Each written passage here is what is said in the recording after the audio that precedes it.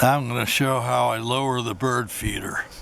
I have to loosen the bolts and I'm going to swing it down to the chair for filling it.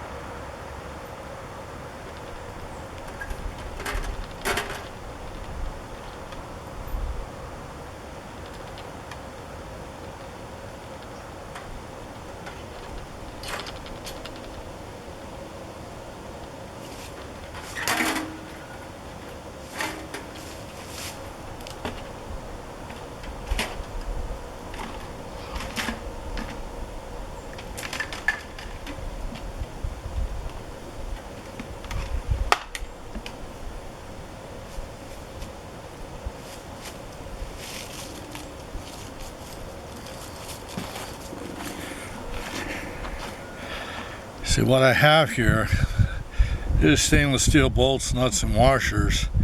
And then I also use a nail for a guide pin to hold it up just before I put the bolt in.